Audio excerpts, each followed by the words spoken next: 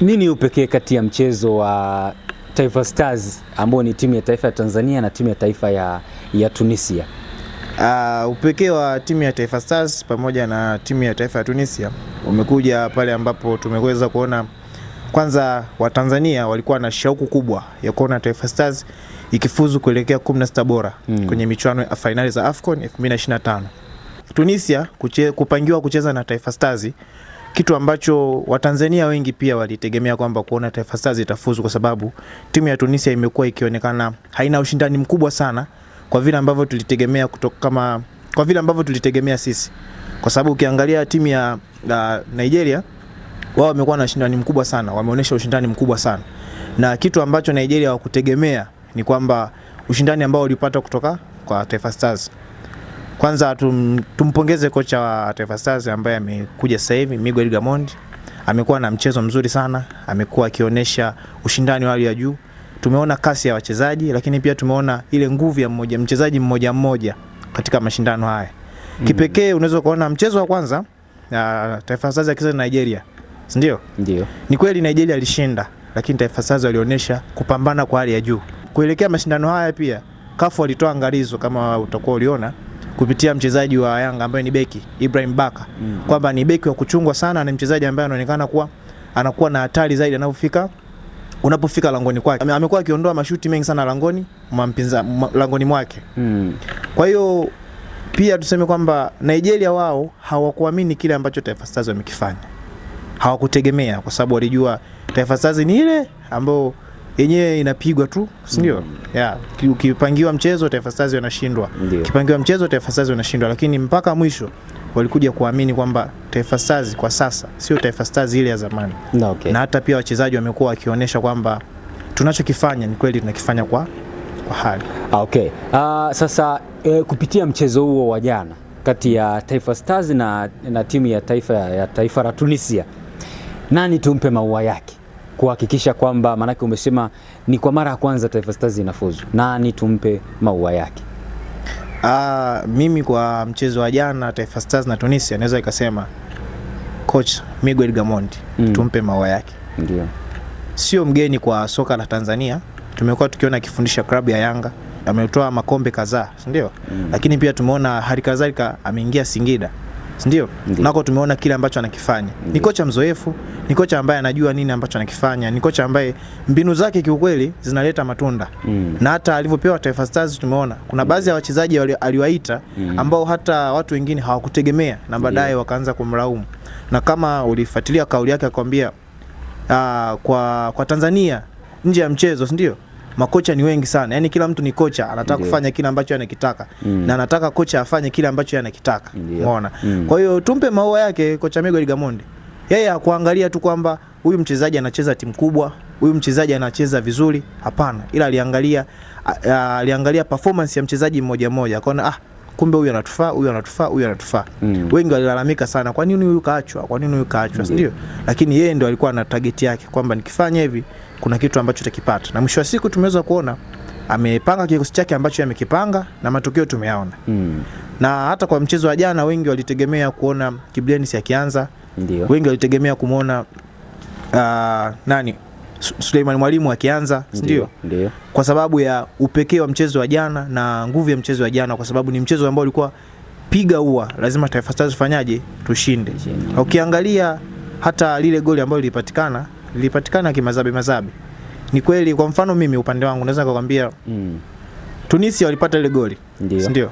Lakini kitu kilichoanza kati ya goli na kati ya penalti, ndio? Au tuseme ile penalti iliyochezwa na offside iliyotokea. Offside ndio ilianza kuliko penalti iliyotokea. Lakini wengi wanafurahia kwa sababu hiyo, kwanza wengi hawajadili hiyo kwa sababu ya ushindi ambao ushapatikana. Ila ingetokea Taifa Stars hajafuzu, ndio, niamini mimi kwenye ile penalti iliyotokea wengi tungelaumu kwa sababu ya offside. Kwanza ilianza offside ndio ikafuata penalti. Kwa hiyo tumpe maua yake coach Miguel Gamondi kwa mbinu ambazo anazitumia, kwa vile vitu ambavyo ameviona kwa wachezaji na kuweza kuwapa nafasi na kuzitumia. Mpaka sasa tunaona Taifa Stars imefuzu kuelekea 16 bora. Na pengine sasa ni mchezaji gani ambaye atakiwa kupigiwa kifua na makofi na mashabiki kwa mchezo wa jana? Kwa mchezo wa jana au basi tuseme wachezaji wawili ambao nahisi hawa kiukweli wanatakiwa kupigiwa kifua na kupigiwa makofi na mashabiki wa Tanzania? Mimi naweza nikampa, bado nikarudi kwa Ibrahim Baka. Angalia kuna save amezifanya nyingi sana. Nyingi sana, sio chache, nyingi sana. Ni kweli alifanya kosa, Tunisia akapata penalty, lakini bado naendelea kumpa maua yake.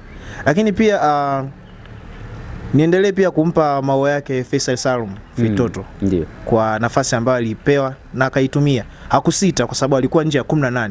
Hakusita na akaweza kufanya kitu, na mwisho wa siku tumeweza kupata matokeo. Kwa hiyo tumpe nafasi yake, tumpe maua yake Faisal Salum, lakini pia tumpe maua yake beki Ibrahim Baka. Okay. Yes. Na pengine kuna namna ambavyo motisha hizi za alizokuwa akizitangaza naibu waziri Makonda wa michezo kwamba kuna namna zimekuwa na amsha na kusababisha ushindi wa jana. Motivation ambayo imefanyika inaweza kuwa ni chanzo cha Taifa Stars kupambana, kwa wale wachezaji wa Taifa Stars kupambana. Ndio. Kwa sababu unajua hata mtoto ukiwa naye lakini ukawa unammotivate, hata kama anafanya makosa lakini unampa hamasa, kuna kitu anajifunza kichwani kwamba kumbe natakiwa kufanya 1 2 3 na atafanya vizuri. Kwa hiyo motisha pia za viongozi wetu zimewasaidia pia wachezaji wa Taifa Stars kutusaidia kufika hapa ambapo tulipo, kwa sababu ndio kwa mara ya kwanza Taifa Stars inafuzu kuingia 16 bora. Lakini hatujafuzu moja kwa moja. Tuna mchezo dhidi ya Morocco, kwa sababu sisi tumepita kama best loser, mshindi mdogo. Okay. Kwa hiyo tuna mchezo dhidi ya Morocco ambapo hapo sasa tunatakiwa kupambana kweli. Kama ni silaha, basi mwalimu inatakiwa angalie namna ambavyo anaweza akamanage hiyo mchezo ili tuweze kupata matokeo na tuweze kuendelea mbele zaidi. Tuzungumzie kiwango cha Mbwana Samata alichoonyesha katika mchezo wa Taifa Stars na timu ya taifa ya Tunisia. Je, ni kiwango ambacho kimemridhisha mwalimu, au kiwango ambacho pia kimewagusa mashabiki kwa sababu wanamwamini kama mtu ambaye anacheza kimataifa, kwa alitakiwa kuonyesha pia viwango vya kimataifa? Je, ni kweli viwango vya kimataifa vilionekana kwenye mchezo huo? Kwa upande wangu naweza nikakwambia Samata ameonyesha kiwango kidogo sana. Yaani kiwango alichokionyesha na vile ambavyo tulitegemea ni tofauti, kwa sababu amekuwa ni mtu ambaye anapoteza sana mipira, si ndio? Lakini pia ni mvivu wa kufuata mipira akipoteza, si ndio? Lakini pia yeye kucheza nje ya nchi, kucheza timu kubwa nje, sio kana kwamba ndio anaweza akaisaidia sana Taifa Stars. Anaweza akacheza nje, lakini kama kiwango chake ni kidogo, bado hawezi kuisaidia Taifa Stars. Kwa hiyo ndio maana tunarudi pale pale. Ndio maana kocha hakuangalia nani anacheza timu kubwa, ndio aliangalia nani ana uwezo wa kutupatia matokeo. Hakuangalia ukubwa wa mtu na timu anayocheza. Yes, ndio maana unaona Samata kama alikuwa anaraumu kwa sababu anaanzia benchi. Ni kweli anaanzia benchi, ni kweli kwa sababu ya kiwango chake. Kwa sasa mimi naweza nikasema kiwango cha Samata kimeshuka. Lakini pia ameonekana kutokuwa na furaha kwa sababu anaanzia benchi. Na ukiangalia yeye ni captain kwa timu ya taifa. Pia hapo naweza nikamlaumu kwa sababu ukiangalia jana penalty iliyotokea, si ndio? Ndio.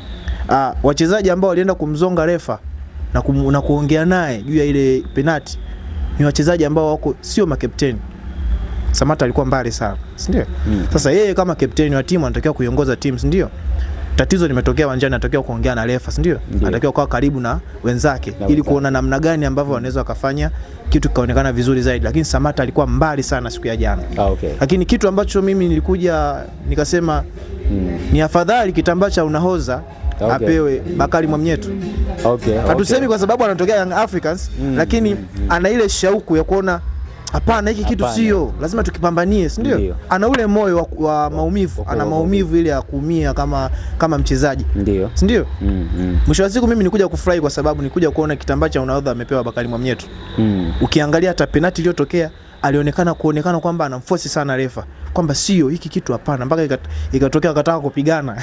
Jambo ambalo lilikuwa zuri, lakini ni kwa vile alikuwa anapigania taifa. Lakini Samata alikuwa mbali. Kwa hiyo kwa upande wangu mimi naweza nikasema Samata hata kama anawekwa benchi, anaingia mchezaji mwingine anakuja kuingia kwenye mchezo baadaye, basi asionyeshe ile kitu.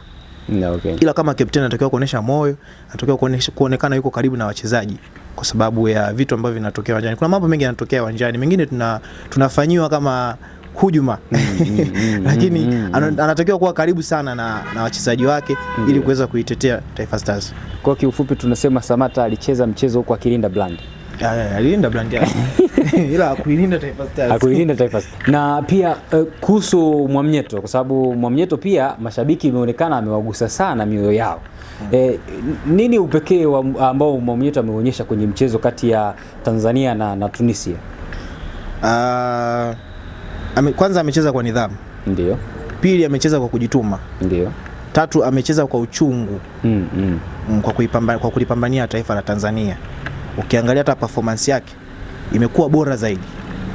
Watu wengi walisema kwa sababu Mwamnyeto pale Young Africans amekaa benchi, inawezekana kiwango chake kipo chini. Lakini alivyoingia kwenye mashindano ya AFCON ameonyesha kwamba bado kiwango chake kipo bora.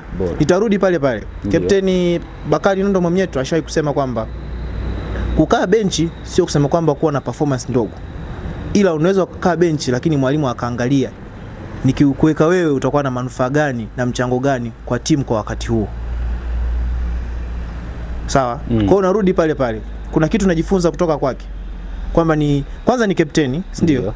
Ni kapteni msaidizi timu ya taifa, ndio? Okay. Lakini pia ni kapteni wa Young Africans. Anacho focus yeye ni matokeo kuliko brand yake. Okay. Kwa hiyo kiukweli kiwango alichokionyesha Bakari Nondo Mwamnyeto kwenye AFCON msimu huu ni cha pekee na tumpongeze sana.